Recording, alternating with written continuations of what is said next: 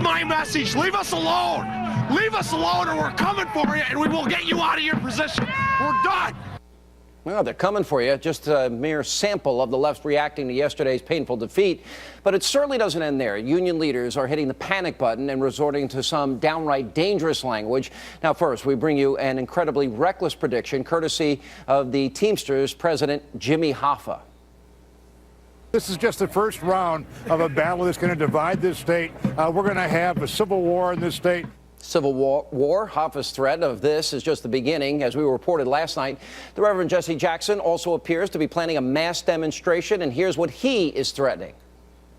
These workers in this state must not fight back and draw a line in the sand. That's why I'm convinced a major one-day strike, maybe a major one-day march on Washington for jobs and justice.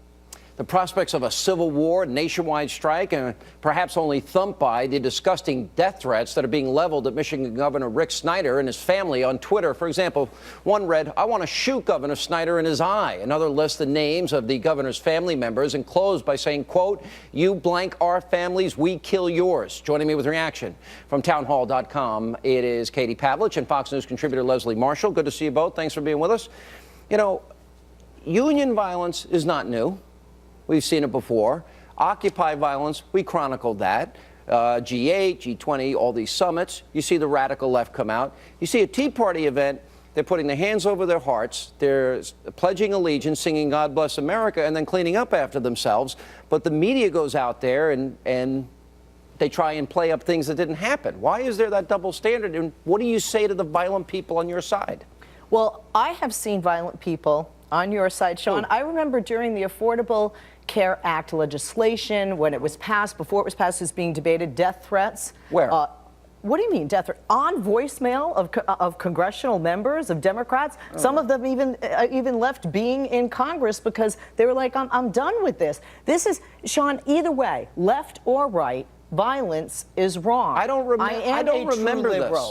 Katie, do you? I don't remember. I remember Andrew Breitbart. Right. Go ahead. Andrew Breitbart offered $100,000 for video evidence that any of that occurred. So I think that those allegations are pretty reckless without it was an audio evidence. it was an audio on voicemail. Where's the audio, it to you Leslie? after the show. But okay, I'd be happy to take a look at that. The fact is that there have never been riot police at a Tea Party rally. I've been to multiple of them. I've been to union rallies. There have never been threats of violence. There have never been anyone who's been punched in the face. And I want to focus tonight on why this occurred, Sean. Why was Americans for Prosperity targeted here? Because there was a very specific group who had their tent torn down. If you'll remember, President Obama has made the conservative Americans for Prosperity enemy #1 since the day they started 4 years ago. He's been touring around the country for years saying Americans for Prosperity is a group that unions should be concerned about. He told unions they should be concerned about them. Why? Because he wanted them to know that when they showed up at their union rallies that they should be a target. Not to mention, just a couple months ago, President Obama was pressuring Americans for Prosperity to release their donor pages so that the names of the donors to Americans for Prosperity would be public, so these types of union people could go and intimidate private citizens. This is something President Obama set up, and it's something he's not willing to take responsibility for, despite going to Michigan the day before this violent rally and giving them his full support. Now look at this look at these shots that they're taking. Look at the tent that's being knocked down by these union thugs. Now, by the way, I worked in the restaurant business, Leslie, for years, construction, every job imaginable. I did this for decades of my life. This was not a short-term thing. I have a blue-collar background. And, I just don't understand this. Why not just allow people to choose to be in the union?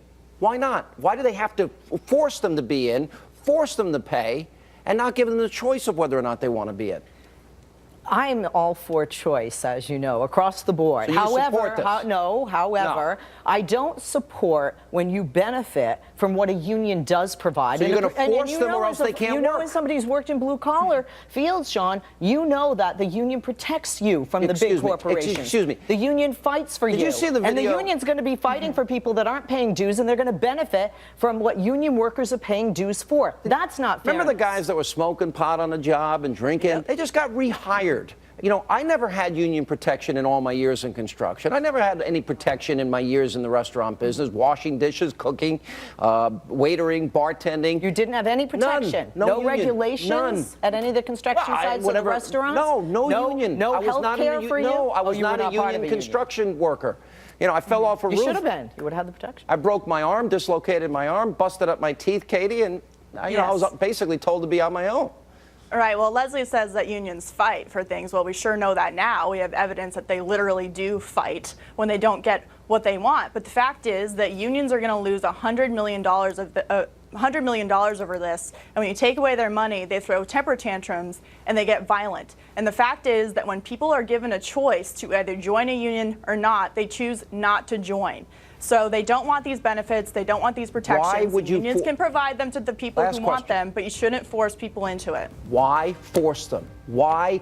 You've legalized stealing when the government, through the unions, force people to do this or they can't work. Why do you want to allow legalized stealing? I don't look at it that way at all, Sean. I look at it as a choice of, do you want to go work for You're not a union worker? I am. Or do you want to go work for, there are plenty of companies that aren't union shops. Don't go work for a union shop. Who are you to say you can't work there unless you do what we say? And you know what? We do have choice. And as consumers, we'll see what happens. We'll see if there's a division in Michigan. You can't say you're pro-choice. I am. I'm pro-choice as to what I buy and from what companies and what type of workers they hire. Oh, and I'm sure every liberal hires union shops. Oh, well, where do we get into I don't speak for every liberal. I speak for me. And you only hire union.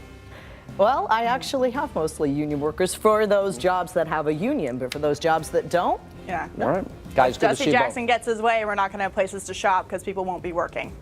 And it's a choice. You can shop at the places that are hiring non-union employees, and I'll make the choice as to what corporations I want to back based on what their practices are. Good to see you both, Katie. Thank you, and Thanks. thank you. Good to